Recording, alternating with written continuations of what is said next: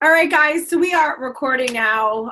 This interview I'm very excited about because I happen to be very good friends with Nadia, and I've known Nadia for how long have we known each other? I mean, I feel like for like Almost eight, 10 years. eight Like she's a- nine, no, about 9 years. wow. I mean, I It's we've seen. crazy.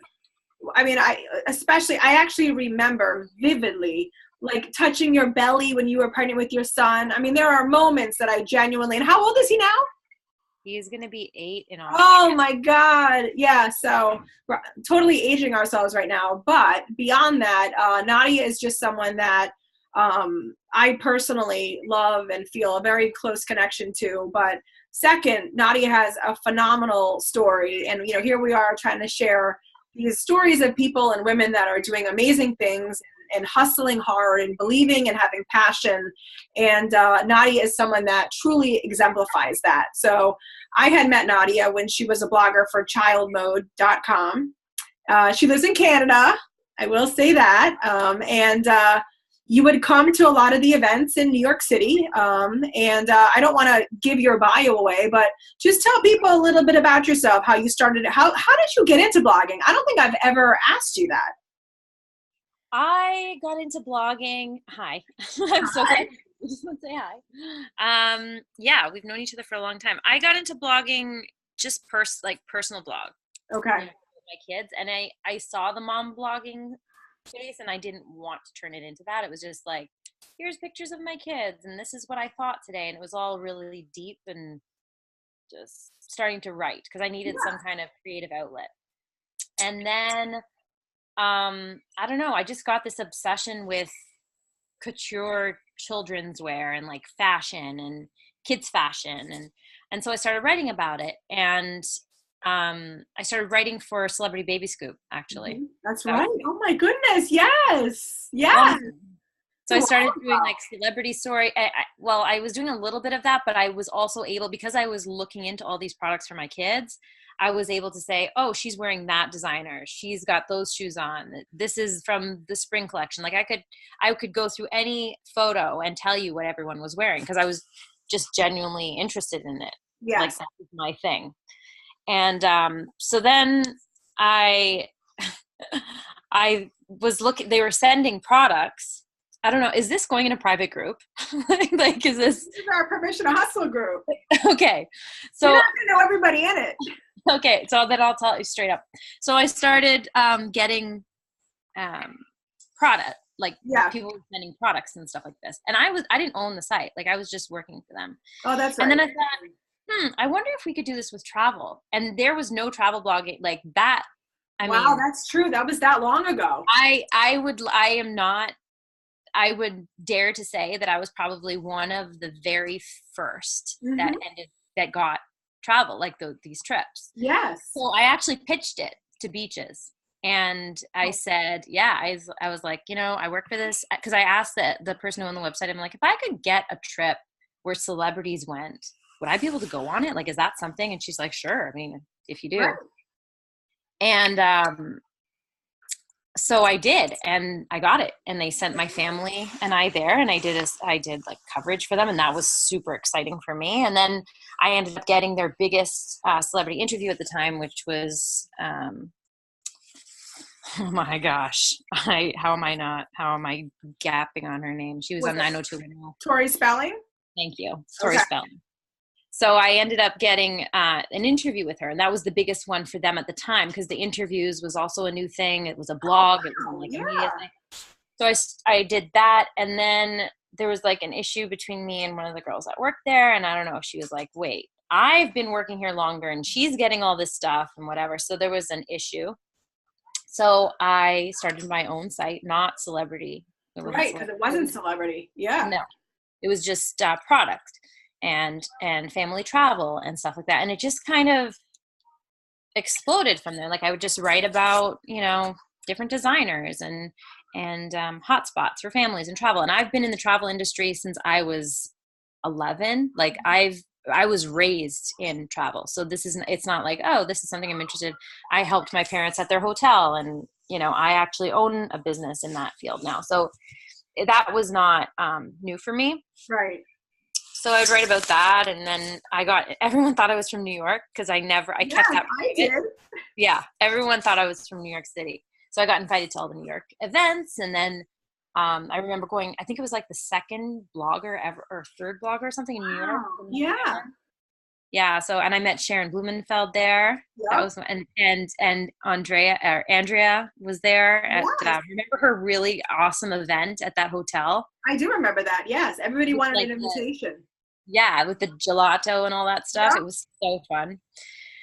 So I wasn't pregnant with my son at that time. I only had 2 girls, and I was it was exciting. I was like, wow, you could get invited to these things and do this stuff. And I didn't, and then we were getting paid for things, and then people were pitching us to do campaign. It just kind of, then I started writing for Disney, and I started writing for their blog and Babbel, and I was featured on People magazine once, I think. And then my Twitter exploded. Like, it was just, wow, what is this? Like, what's going on? And then people started creating conferences about blogging more. Blistum came after Blog Her, and we were, I mean, we were all there in the beginning doing this.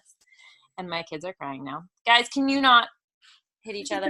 This is the beauty of what we do, is that it's our businesses. Can you shut the door, please? Around. Go tell Daddy. This is reality. The funny thing is this is why I love Nadia, is both of us have had to go to our husbands at some point and be like, can you please watch the kids? Can you please help us out? Like, I'm sorry you're hurting, but I can't handle that right now. You're like, are you bleeding? Are you barfing? Is anything broken? I say the 3 B's. And if you can answer no, then you're okay. You don't even have to ask. You can hear it in the cry. That's true. I don't even have to. You know that piercing cry is actually a cry for help, where the other one is like, this is an attention cry.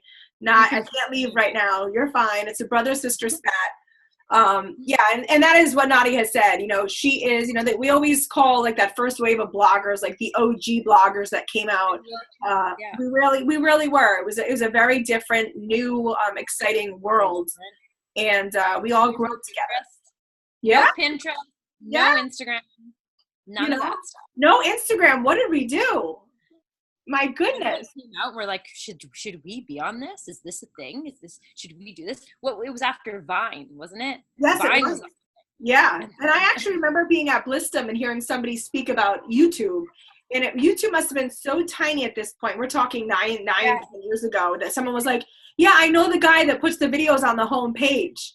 Can you imagine knowing the guy that puts the videos on the home page now? I mean, you'd become you're a millionaire overnight if that happens to you. But it's bizarre. Like, it's so bizarre. Crazy. It's absolutely crazy. So Nadia genuinely started off this route as a true, like you said, you kind of started as like the obviously a writer, a contributor for these different sites, and then she had her own site, and you said it's still live, childmode.com. Yeah, I'm still getting money on affiliates for it. I actually worked for Vera for a bit. I remember that. Yes. I love it. And go ahead. No, the reason why I was so excited to talk to you is because I do remember like must have been 3 or 4 years ago. You would know it better than I, but actually Nadia and I, along with Vera and our friend Danielle, went on a press trip together to Mexico. And that was right about the time that you started to really, and obviously you were always very much into yoga and very much into the body, mind, soul connection, because I know that we had talked about it quite a bit. I would love talking to you about it. And Nadia has a very peaceful presence about her, so that, when you're talking to her, and she's wise beyond her years, and you feel it when you're with her.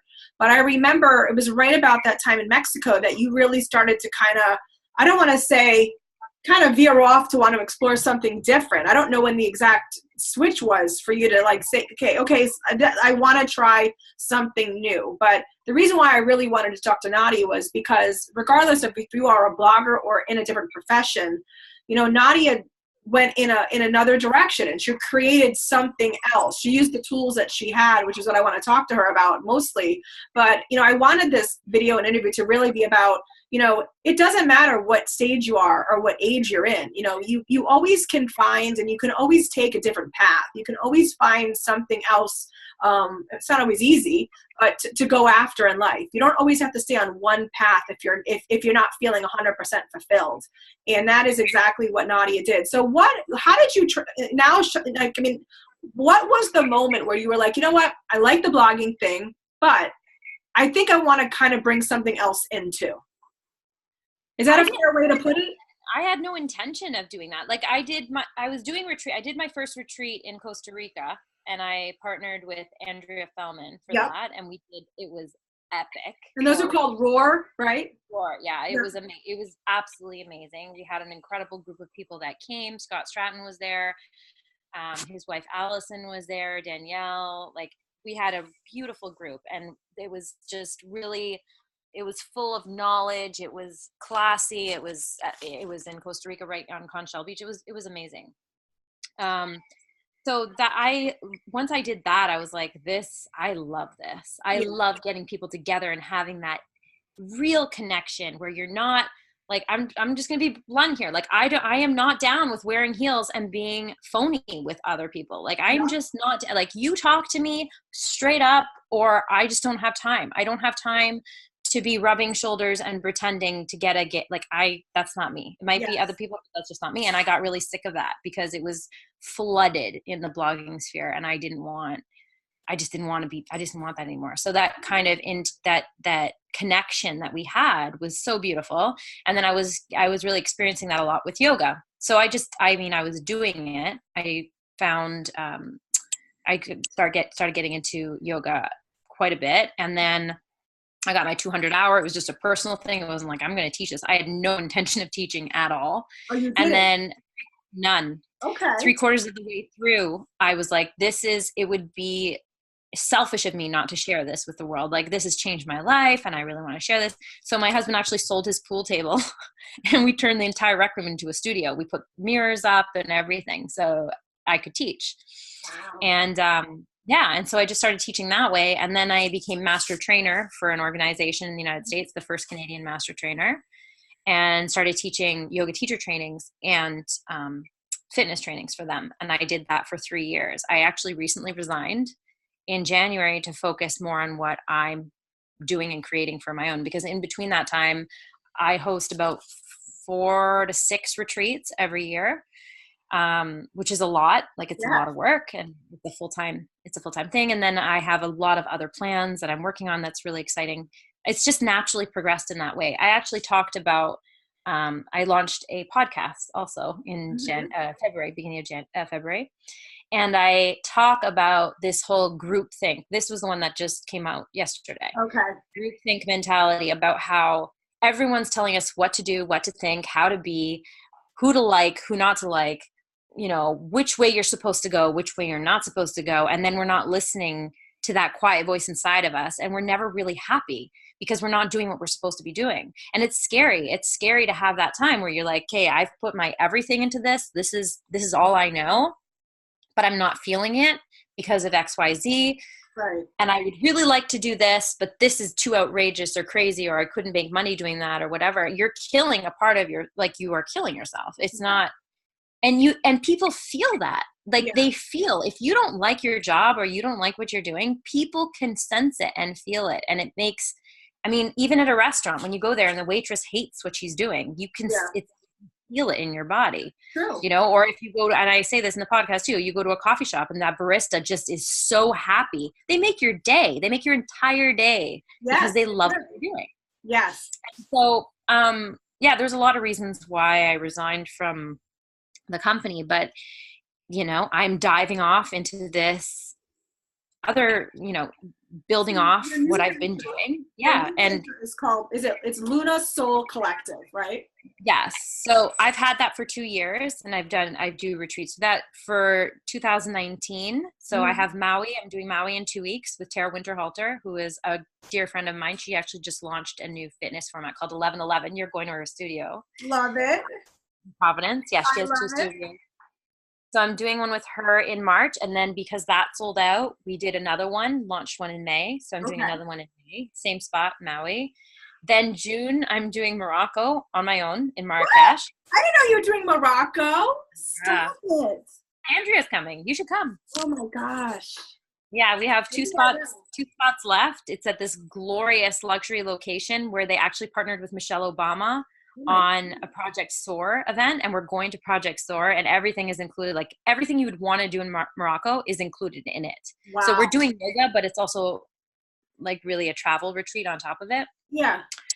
And then November, I partnered with another woman, and I'm doing one in Mexico at Chinalani, which I've already been there. It's beautiful. Oh, And then I have like one in Muskoka, and I'm working on 2020 right now. I have my entire sheet of what I'm launching and when I'm doing it. And yeah. yeah, it's exciting. It's a really exciting time because I'm doing what I love, but it's also, I'm not going to lie, like it's scary because these are your ideas and your creations, and it's exciting, but it's also although it's not blind faith because you are putting the work, there is a little bit of, I don't know, like, is this, you don't know, you don't really know, you know? Yeah, you don't know. Now tell me this, what does it feel like? What did it feel like to now looking back, you did make a shift from being truly a full-time blogger. It's what you did. You made money at it. You obviously were great at it. You're an amazing storyteller, and you really did shift completely. So what do you wish you could have told yourself when you first started? Like, were you terrified? Were you scared? Were you just like, you know what, I got to do this? Yeah, I mean, when I let go, you mean with the blogging cut? Mm-hmm. Yeah. That actually wasn't scary. I was like, you know what, I'm going to take a break. I'm going to take a month off. And then I looked at it and I was like, you know what, I'm just going to take another month off. And then I just let it. Like, it actually felt like a relief. Okay. To not be carrying something of so much weight that wasn't bringing me joy anymore. That Right. felt like just so inauthentic in so many different ways. And it's still there. It's not, I mean, if I have travel stuff, I'll post it there, but Mm-hmm. it just, why am I writing about these things that I'm not really interested in anymore? And I'm Right. keeping it up, and it just like a rat race. Yeah. Yeah. And now, So no, it felt good. I wasn't scared. you weren't scared. And so if you had advice for somebody right now who's watching this, and like you said, you had a great point. It doesn't matter what you do. The waitress was a great example. Like, it doesn't matter where you go or, what profession you're in. You can really, I mean, it's a sense when you can tell that someone's either exhausted, tired, not happy, not feeling fulfilled. What would be the advice? Because for, a lot of people, you might have someone right now be like, you know what, I wish I could do that, but financially, I just can't right now. Or I wish I could do that, but I just don't have the guts to right now. What would you say? Ah, sorry. It's my mom. I'm declining my mom. Okay. She wouldn't mind. Tell her I say hi. I will. I'll tell her. I talk about this actually in my latest podcast. If you guys are watching, you have to check out my latest podcast. It's called Mindset Soul Set. This is actually the topic of. Oh, okay. Should we catfish them over there then? Yeah, you have to go over there. But I will say that there is going to be, I am not the type of person who's like, just trust the universe and everything's going to work out. Like, I am spiritual, but I'm also a very grounded person. And, although there is an element of trust, you still have to work to get there. So whether so-and-so is your dream, you still have to pay the bills somehow. You can't just cut everything off and be like, okay, this is it. I'm going to quit my job and just put my hands out and pray that the universe is going to give me money. Like, it doesn't work that way. You have to do the work to get there. Yeah. So do the thing, and then act it, like, maybe cut the time out where it's like, this is when I'm going to work on what I'm doing, and feel it, and really breathe into it, your essence, and what you believe, instead of doubting it. Like, oh, I don't know, I'm working, I don't know, that's not good. Like, don't doubt yourself. If you truly think it's not good, it's not going to be good. Yeah. If you're doing that thing that you don't love, and then this thing you really do love, but you have so little self-confidence or self-worth, it's never going to work. Right. Because people are not going to, if you don't trust yourself and you don't love yourself, how do you expect other people to do the same? Yeah, it's true. They're not. True. They're not. So if you don't have that trust within yourself, this is why, like, the whole yoga, it's totally in line. If you are not going into yourself and doing that inner work, your business it's a reflection of your business. Yeah. If you read any of the greats right now, Jay Shetty and Lewis Howes and Gary Vaynerchuk, they're all saying the same thing. Like, this is not a luxury, or, oh, that's cute, she likes yoga, how adorable. Like, this is a requirement. This is Yes. something you Yes. need to do for the sake of your for your personal growth or for your well-being. Robin Sharma, he's saying you have to put at least 90, what was it, 2/3 or something into your personal growth. So whatever it is you're making, take 2/3 of that and put it back into yourself. Wow. Who's doing it? Yeah. Nobody. Not a lot of people, I'll tell you that. No. So that's a huge thing. And educating yourself, like, just because you are an expert in your field, there's going to be someone who's going to be better and greater. And not to think like the jealous thing, oh my gosh, she's better than me or whatever.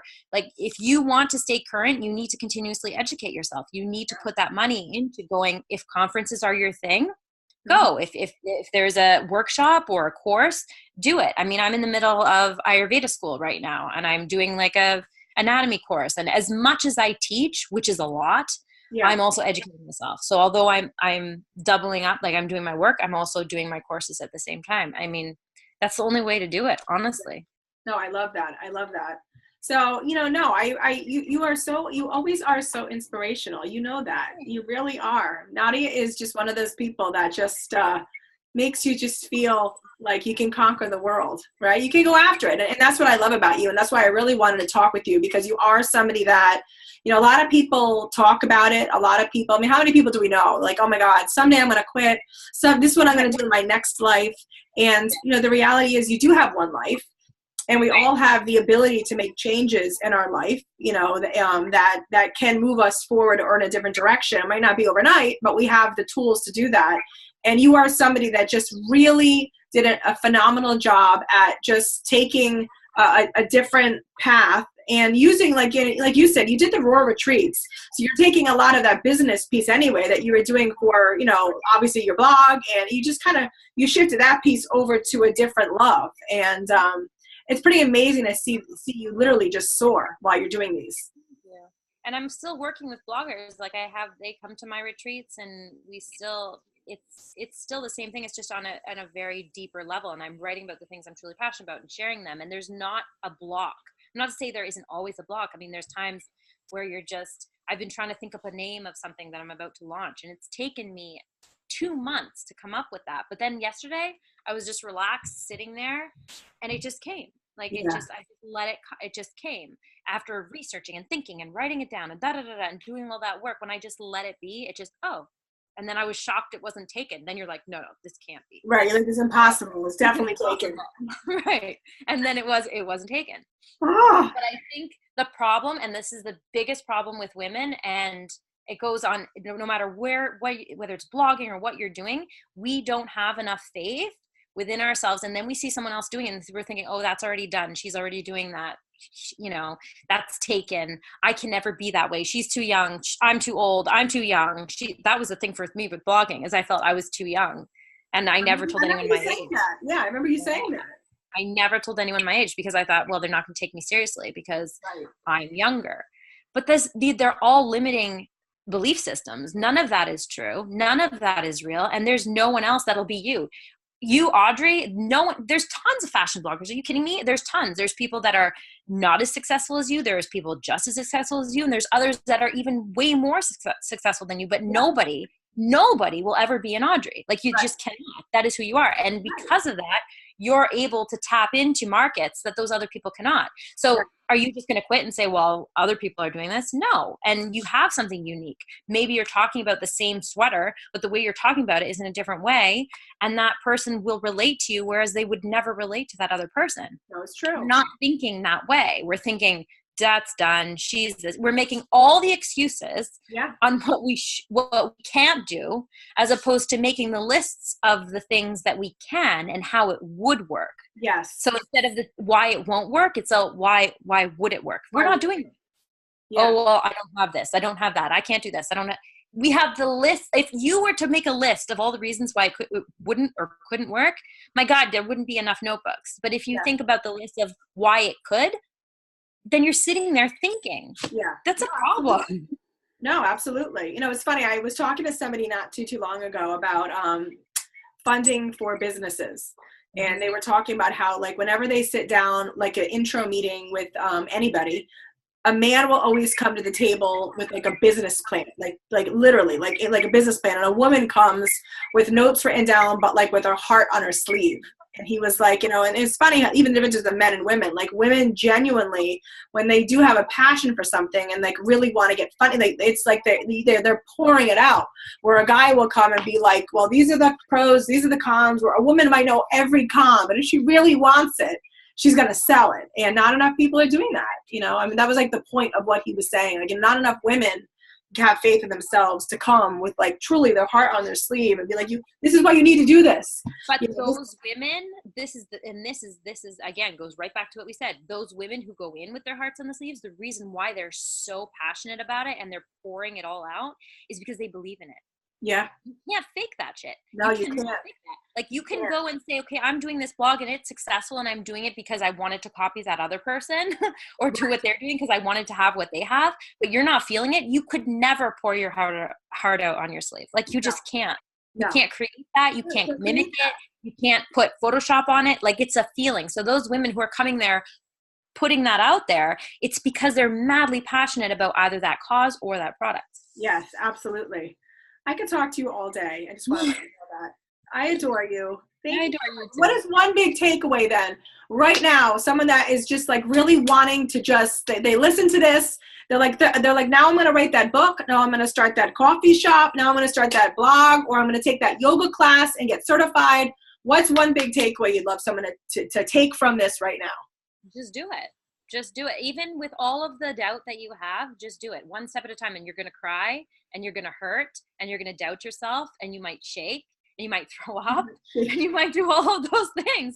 But just do it one step at a time. Just every day, take one step at a time towards that dream and don't run the other way. Yeah. And talk to yourself and do the inner work. That's a big thing, man. Like meditation. I mean, I don't want to sound cliche, but again, read any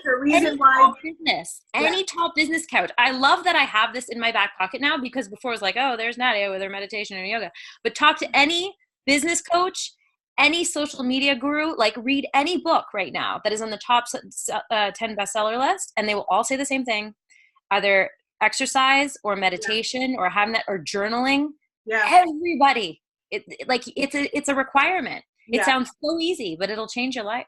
No, you're right. It's funny because whenever we are trying to give advice and permission to hustle, and everyone loves to talk about the analytics and the business side and the SEO and all that.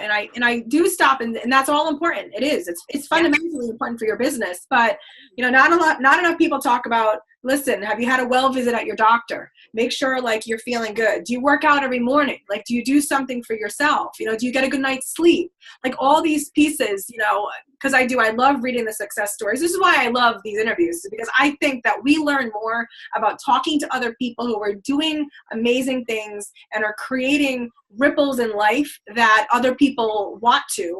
And so I love to read stories of successful people. And to your point, that is one of the top things that the most successful people in this world do, is that they either, like you said, they meditate, they journal, they work out, they don't drink caffeine. I mean, it's crazy. And so literally it is one of those things where there's something to it then, right? There's got to be something to it. So I love hearing you say all this. It makes so much sense. And I hope that you inspire, I know you are, I hope you inspire more people to take some leaps and take some risks. And that's why I do what I'm doing. That's honestly is my goal. If someone say, well, what is your goal? What is your driving force? It is to be of service. It is honestly to be of service. Does it make money along the way? Yeah. I have to pay for that plane ticket and I have to pay the place. Mm-hmm. Like I'm not, doing this. I'm not Buddha, but at the same time, like I have a house and stuff like that, but my driving force is how can I serve you? How can I make things better for your life? How can I help you climb? Yeah. How can we all climb? I mean, we've had this discussion. That has always been my thing. Even in blogging, we were sitting by the pool talking about this years ago. Like that's my thing. It is your thing. And you're, and that's, and I always do feel like that there's karma in this world.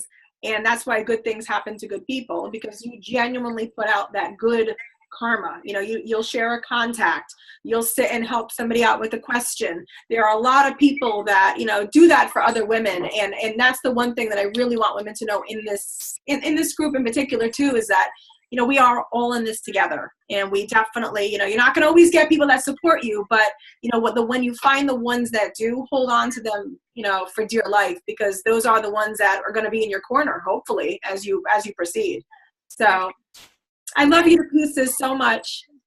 If you guys are interested in my retreats, you can go lunasoulcollective.com is my website, and then on Instagram, Lunasoul Collective, but my main one, you're better off to follow my main one. I post most there. It's Nadia Carriere.